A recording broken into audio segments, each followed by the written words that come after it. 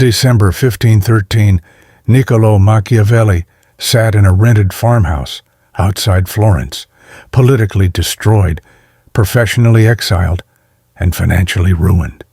The Medici family had returned to power. His former allies had scattered. His career in statecraft was finished. He had no patron, no income, no institutional protection. He wrote The Prince in 4 months. 5 centuries later, it remains the most influential treatise on power ever written, not because Machiavelli had support, but because he understood something most people refuse to accept. Support is a liability disguised as security. When you operate with institutional backing, you inherit their constraints. When you rely on networks, you become hostage to their agendas. When you expect loyalty, you've already lost leverage. While Machiavelli's genius wasn't that he rejected help, it was that he designed systems that functioned without requiring it. This isn't about rugged individualism or toxic independence. This is about structural thinking. The ability to succeed without support is not a personality trait. It's an architectural choice. And throughout history, the figures who mastered this principle didn't just survive isolation, they converted it into dominance. Here's what you need to understand. The moment you need someone's permission to execute, you've already positioned yourself beneath them. The moment you require consensus to act, you've surrendered initiative. Support feels like momentum. It's actually friction. Today, you're going to learn the framework Machiavelli used, the same framework deployed by rulers who built empires from nothing, generals who won wars outnumbered 10-1, and strategists who turned exile into king-making. This isn't theory. This is operational doctrine. And by the end of this, you'll know exactly how to construct your life so that other people's absence becomes irrelevant. You don't have to subscribe.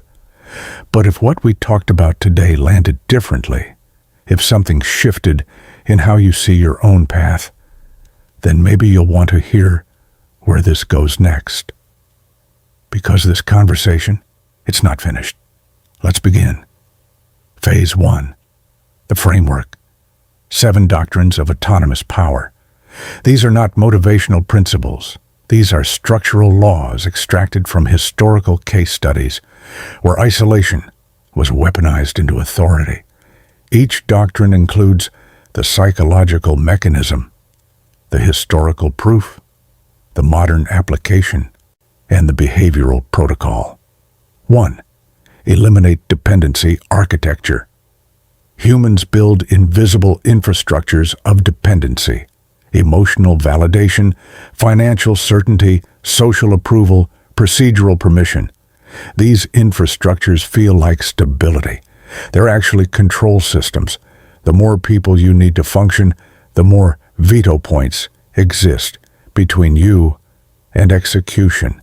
Julius Caesar crossed the Rubicon in 49 BCE with a single legion, roughly 5,000 men, against the full authority of the Roman Senate, which commanded exponentially larger forces. He didn't have senatorial support. He didn't have legal backing. He had calculated that speed and commitment outweigh numerical advantage and institutional legitimacy.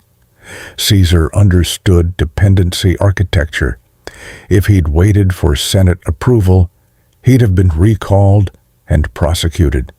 If he'd sought coalition building, his enemies would have consolidated. So he eliminated the dependency entirely.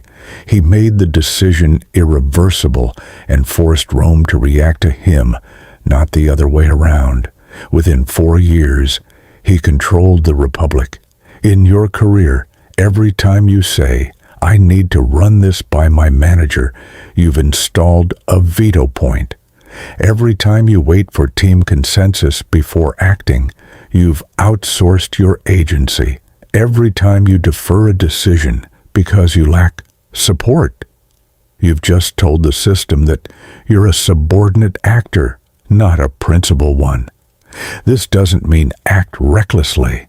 It means audit your operational dependencies and dismantle the ones that aren't structural necessities. List every decision you've delayed in the past month because you needed someone's input, approval, or participation. Now ask, was their involvement legally required, or did I add it because I wanted emotional cover? If it's the latter, you've just identified a dependency you built yourself. Going forward, adopt the Caesar rule. If a decision is reversible, execute it without permission. If it's irreversible, calculate the cost of being wrong versus the cost of waiting. Most people overestimate risk and underestimate opportunity loss. Apply this, and you'll notice something unsettling. People will accuse you of being unilateral, impulsive, or arrogant. Let them. What they're really saying is, you stopped asking for permission, and that destabilized my sense of control over you. That's confirmation you're doing it correctly. Ignore this, and you'll spend your life as a committee-dependent operator, highly credentialed, impressively networked, and completely unable to act when it matters. 2. Build outcome independence, not relationship independence. Most people confuse autonomy with isolation. They think not needing support means refusing all collaboration. That's strategic suicide. The actual principle is outcome independence, the ability to achieve your objective regardless of whether others participate. You can use relationships. You just can't require them. Frederick the Great of Prussia fought the 7 Years' War, 1756 to 1763, effectively alone. Britain provided minimal subsidies, but no troops. Austria, France, Russia, Sweden, and Saxony formed a coalition to destroy him. His own generals doubted him. At the Battle of Kunersdorf in 1759, he was so badly defeated he considered suicide. He didn't win because of allies. He won because he structured his military around interior lines and operational tempo, strategic principles that didn't require allied coordination. He could move faster than his enemies could communicate.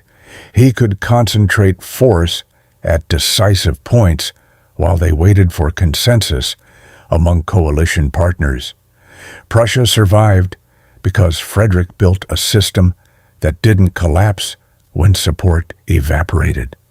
You want collaborators, mentors, and networks, but never design your success pathway so that their withdrawal destroys your plan. If your business model requires investor approval, you don't own your business. If your promotion depends on one sponsor, you don't control your career. If your confidence requires peer validation, you don't possess confidence. You rent it. For every major goal, answer this. If everyone I'm counting on disappeared tomorrow, could I still reach the objective through a different route? If the answer is no, you've built a dependency-locked system. Redesign it. Add redundancy. Develop parallel capabilities. Acquire skills that let you bypass gatekeepers. This is why lawyers learn negotiation, engineers learn sales, and writers learn distribution. Not because they want to do everything, but because they refuse to be structurally captive to specialists. Master this, and you'll become what the intelligence community calls operationally flexible, able to pivot when conditions change without waiting for permission or assistance. Ignore this, and you'll discover that your network was just a sophisticated dependency trap. And the moment the economy shifts, the industry consolidates, or your sponsor leaves, you're structurally obsolete. 3. Visibility is a strategic choice, not a status marker. Support-dependent people crave visibility because they've outsourced their legitimacy to external recognition. They need titles, credit, public acknowledgement, not because it advances their goals, but because it validates their existence. Autonomous operators use visibility tactically. Sometimes they perform publicly. Sometimes they operate in shadows. The choice is strategic, not emotional.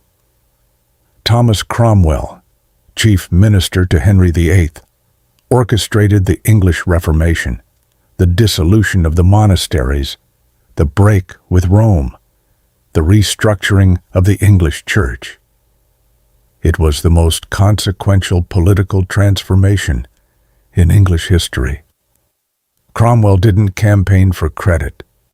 He let Henry take public ownership while he controlled implementation. Why? Because visibility attracts resistance. The more people knew Cromwell was behind the policies, the more enemies could organize against him personally. He operated in the gap between decision and attribution. For a decade, it made him untouchable. Eventually, he miscalculated, arranged a disastrous marriage for Henry, lost the king's favor, and was executed in 1540. But his operational invisibility extended his influence far longer than public grandstanding ever could have. Stop performing competence. Start engineering outcomes. In meetings, let others claim ideas if it advances the project. In your industry, let competitors take credit while you secure the relationships that actually matter. In negotiations, let the other side feel like they won, while you secure the terms you needed. This isn't passivity, it's predatory patience. Before seeking recognition for anything, ask, does visibility here serve my objective, or does it serve my ego? If you're pushing for credit because you're afraid of being forgotten, you're already operating from weakness. If you're pursuing recognition because it opens doors, changes leverage, or builds specific capital, execute it. The test is simple. Would I still pursue this action if no one ever knew I did it? If the answer is yes, you're operating from power. If it's no, you're performing for an audience. Apply this, and you'll be accused of being Machiavellian, manipulative, or secretive. Good. What they mean is, I can't track your moves, so I can't control or predict you. That's asymmetric advantage. Ignore this, and you'll spend your career chasing accolades, fighting for credit, and wondering why people with half your talent keep outmaneuvering you. It's because they understand something you don't. Influence and recognition are inversely correlated at the highest levels. 4. Weaponize obscurity until you have irreversibility. Most people announce their plans prematurely. Startups broadcasting strategy, employees telegraphing ambitions, creators revealing unfinished work. They think transparency builds trust. It actually creates defensive reactions. When you announce intent before you have leverage, you give others time to position against you. Autonomous operators move quietly until their position is irreversible. Then they announce. Tokugawa Ieyasu unified Japan in 1600 after decades of civil war. He didn't do it by declaring ambition. He did it by appearing as a coalition partner, supporting other warlords, honoring agreements, maintaining the appearance of a loyal subordinate. At the Battle of Sekigahara in 1600, he commanded the largest military coalition Japan had ever seen. Only at the decisive moment, When victory was structurally inevitable, did he reveal his true objective, total control? By the time his rivals understood his strategy, they couldn't stop it. He'd already locked in the alliances, positioned the armies, and structured the battlefield. The battle lasted 6 hours. The Tokugawa shogunate lasted 250 years. Don't announce you're building a company until you have traction. Don't tell your boss you're looking for another job until you have an offer. And don't reveal your negotiating position until you know the other side's constraints. Obscurity isn't dishonesty, it's operational security. You're not lying, you're just refusing to provide information that weakens your position. Adopt the 70% rule. Don't publicly commit to a goal until you're 70% certain you can achieve it without external support. Before that threshold, work in obscurity. Build capability, test assumptions, secure resources. Once you've crossed 70%, you can announce, not to ask permission, but to manage perception. Do this, and people will accuse you of being secretive or withholding. They'll say you don't communicate enough. What they mean is, I need advance warning of your moves so I can prepare a counter-strategy. Deny them that.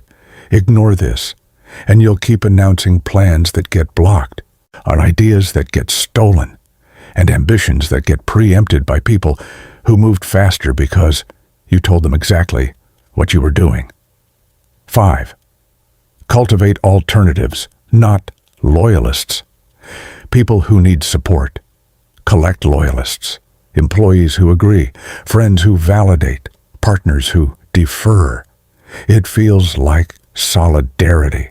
It's actually fragility in disguise. Autonomous operators cultivate alternatives, multiple pathways to the same outcome, redundant capabilities, diversified leverage. They don't need any single person to stay. They've built systems where departure is inconvenient, not catastrophic. Talleyrand, the French diplomat who served under Louis XVI, the Revolution, Napoleon, and the restored Bourbon monarchy, survived every regime change in modern French history. How? He never anchored his career to one patron. He maintained relationships across political factions. When Napoleon fell, Talleyrand had already built relationships with the coalition powers. When the Bourbons returned, he'd preserved connections with royalist exiles. He wasn't loyal. He was structurally redundant. This is why he died wealthy and influential at age 84, while most of his contemporaries were executed, exiled, or forgotten. Never have one client who represents more than 30% of your revenue. Never have one skill that represents 100% of your market value.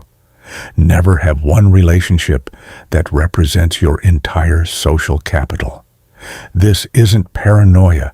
It's portfolio theory applied to life design. Conduct a dependency audit every quarter. What percentage of income comes from your top client or employer? How many professional relationships could you activate if your current position disappeared? If your primary skill became obsolete tomorrow, what adjacent capability could you monetize? If any single point of failure exists, you're structurally vulnerable. Fix it before the leverage shifts. Apply this, and you'll be accused of disloyalty or lack of commitment. Let them. What they're really saying is, I wanted you to be dependent on me, and you refused. That's not betrayal. That's sovereignty. Ignore this, and you'll eventually experience what Machiavelli called fortuna, the moment when the patron dies, the industry collapses, or the sponsor turns on you. And you'll have no plan B because you spent years pretending loyalty was strategy. 6. Convert isolation into information. Asymmetry. Isolation forces clarity. When no one is validating your ideas, you're forced to test them against reality instead of consensus. When no one is amplifying your work, you're forced to understand what actually persuades. This produces information asymmetry. You see dynamics others miss because they're still operating inside groupthink. Thucydides, the Athenian general, was exiled in 424 BCE for failing to prevent a Spartan victory. He spent the next 20 years in isolation, observing the Peloponnesian War from the outside. His exile produced the history of the Peloponnesian War, the first work of political realism, the foundational text of strategic studies, and the most influential analysis of power ever written. Why? Because isolation gave him perspective. Inside Athens, he would have been constrained by political correctness, factional loyalty, and diplomatic euphemism. Outside Athens, he could describe power as it actually operated, not as rhetoric, but as mechanism. When you're excluded from meetings, ignored by gatekeepers, or dismissed by institutions, you're being handed a strategic gift. You're now outside the consensus bubble. You can see what insiders can't. Use it. Study the industry without political constraints. Analyze competitors without politeness filters. Identify weaknesses that everyone inside is incentivized to ignore. When you experience professional exclusion, ask, what information do I now have access to that insiders don't? Maybe it's customer complaints they're ignoring. Maybe it's market shifts they're denying. Maybe it's operational failures they're covering up. Document it. Analyze it. When the consensus collapses, you'll be the one who saw it coming, and you'll have the blueprint for what comes next. Execute this, and you'll become what Taleb calls anti-fragile, someone who gains from disorder because you've already adapted to it. Ignore this, and you'll waste isolation on resentment instead of reconnaissance. You'll spend your exile bitter instead of building, and when the door reopens, you'll have nothing new to offer. 7. Operate from principles, not consensus. Support dependent people outsource their decision-making to group validation. They say things like, "What does everyone think?" or "Let's build consensus." It feels collaborative. It's actually cowardice dressed as diplomacy. Autonomous operators have principles, frameworks they've tested under pressure that guide action regardless of popular opinion. Churchill became Prime Minister in May 1940 when Britain faced existential collapse. France was falling. The British Army had been evacuated from Dunkirk. The cabinet, including Halifax, the Foreign Secretary, wanted to negotiate peace with Hitler. Churchill refused, not because he had support, but because he had a principle. You do not negotiate with totalitarians when they have momentum. He believed that any peace deal would leave Britain strategically subordinate, and that subordination would eventually mean annihilation. He didn't have consensus. He had conviction. And because he operated from principles, not polling, he held the line until circumstances shifted. Within a year, Hitler invaded the Soviet Union and Japan attacked the United States, turning a likely British defeat into an Allied victory. Build your own decision-making principles, not vague values, actual operational rules tested against outcomes. Few examples. I never take a client whose success depends on me ignoring my expertise. I don't enter negotiations when the other side controls all the alternatives. I never announce strategy in environments where competitors can preempt it. These aren't motivational slogans. These are strategic heuristics, rules that eliminate bad decisions before emotions get involved. Write down your 5 to 7 core strategic principles. The rules you will not violate, regardless of pressure, incentive, or popular opinion. Then, for the next 90 days, every time you face a significant decision, consult your principles first, consensus second. If your principles and consensus conflict, choose principles. Track the outcome.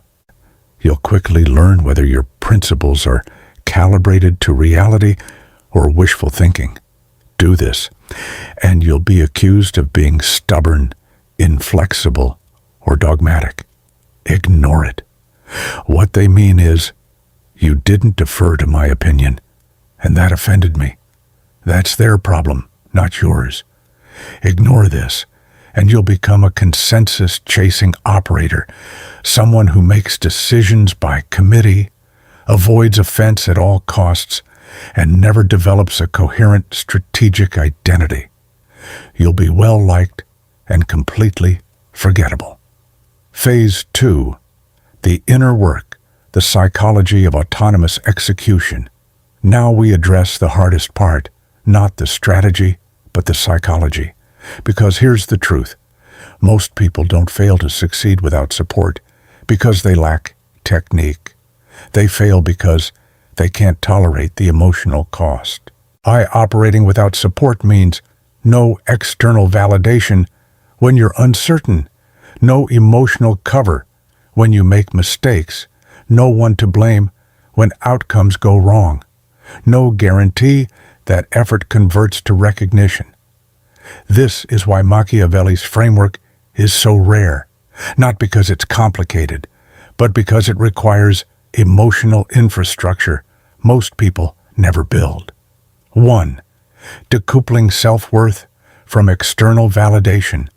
Support-dependent people have fused their identity to other people's opinions.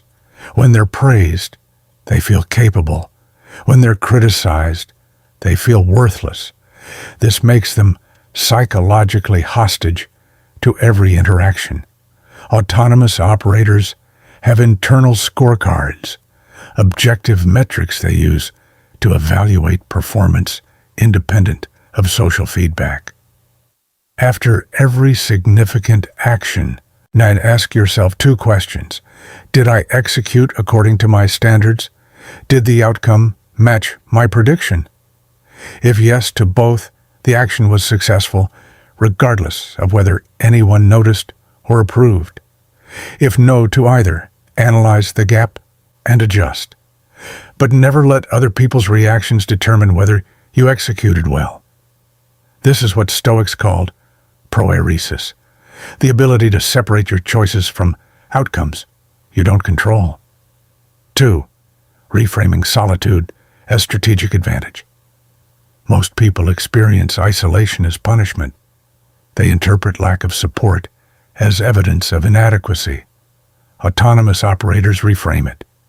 If no one is helping you, no one is interfering with you either. You're not being excluded. You're being unmonitored. That's leverage. Every minute you spend seeking approval is a minute you're not spending on execution. Every decision you defer to consensus is a decision you've just slowed by a factor of 10.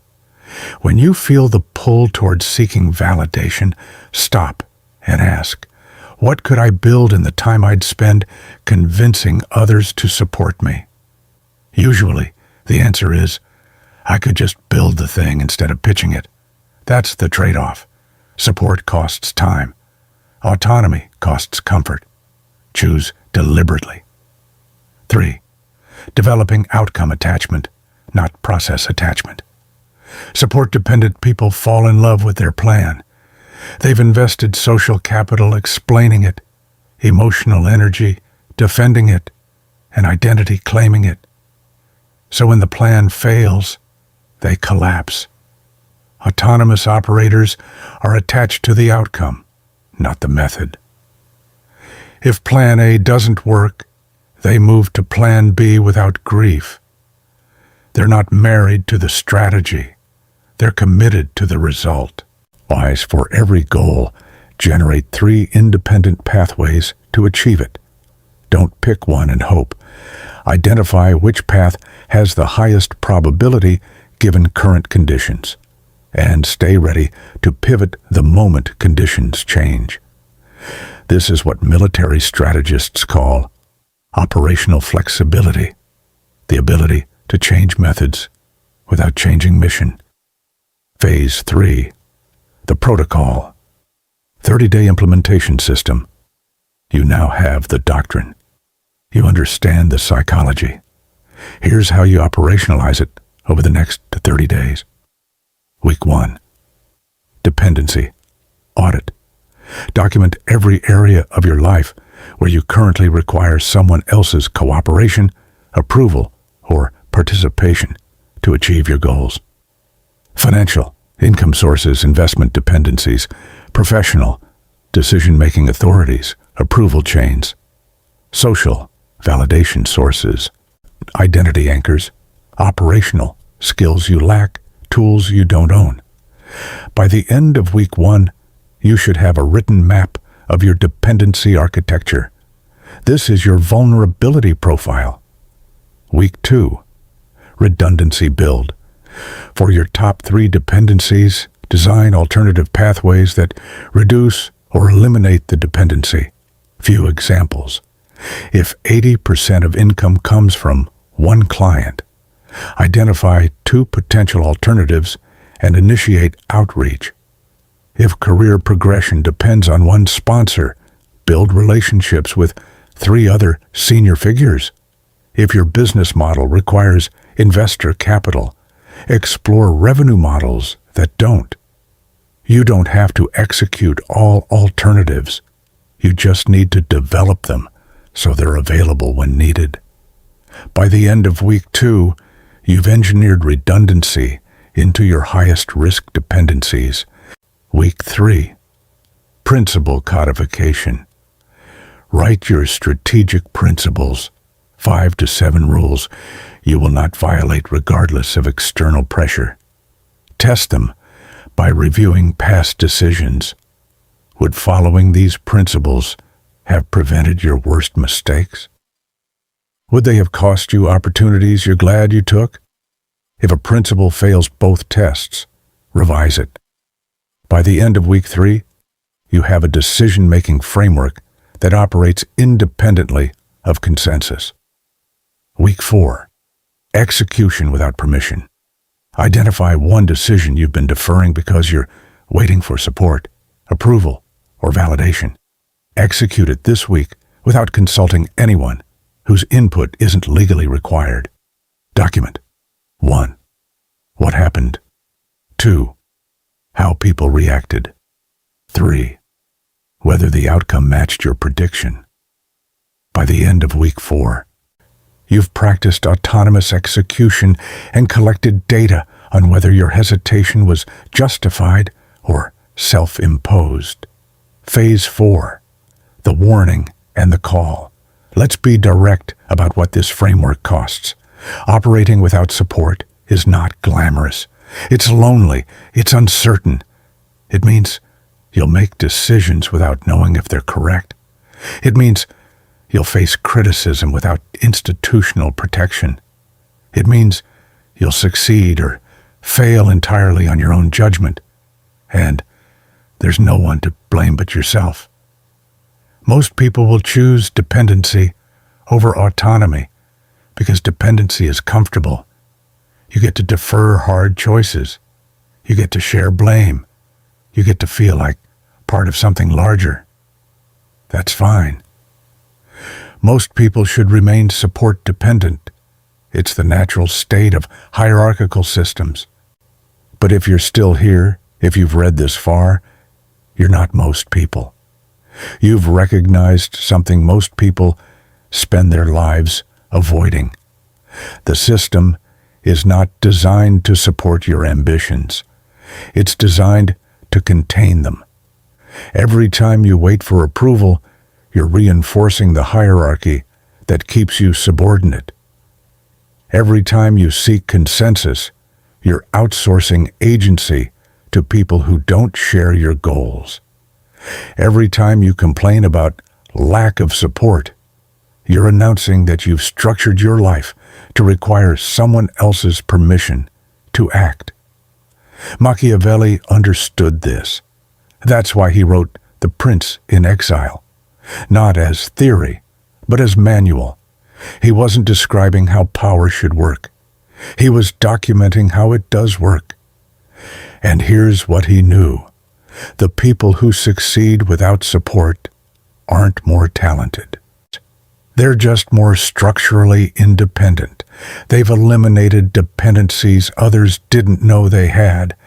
They've built capabilities others didn't think to develop. They've accepted isolation others refused to tolerate. And because of that, they operate in a different game entirely. So here's the question you need to answer, not today, but over the next 90 days as you implement this framework. Are you willing to trade comfort for sovereignty? If yes, you now have the doctrine.